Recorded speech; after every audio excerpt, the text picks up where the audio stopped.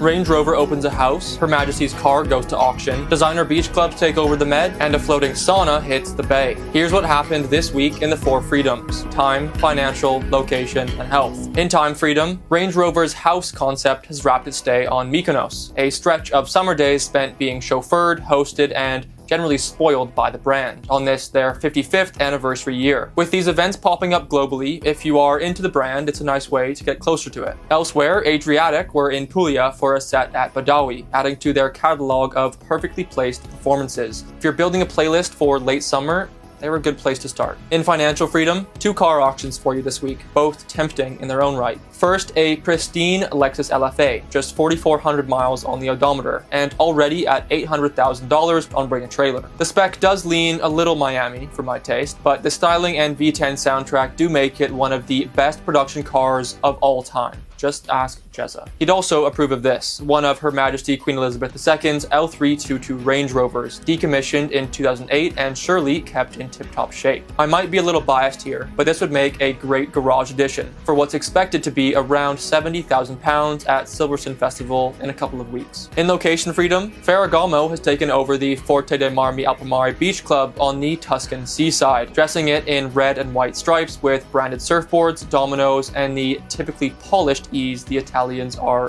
quite good at. They're just the latest in a string of designer-branded beach clubs along the Med. Dior, Jacquemus, Louis Vuitton already having joined the wave. As much as the whole concept does sound a bit ripe for scrutiny, many have actually been quite tasteful and surprisingly fitting. Which have you visited? Any worth returning to? In health freedom, San Francisco's Fjord has made a name for itself with a floating sauna and cold plunge moored right on the bay. As is the trend these days, it's equal parts recovery ritual and social outing. And in a city already obsessed with longevity and wellness, it's no surprise they've been packed since launch. Just down the road, startup Nudge is taking a different shot at longevity, building a non-invasive brain interface using focused ultrasound to treat depression, anxiety, and chronic pain. It's early days, but for anyone set on staying in the game, entrepreneurs, athletes, artists, looking after the upstairs hardware is about the best investment we can make. Follow the Liebert on all platforms for daily stories on what to do, what to buy, where to go, and how to live.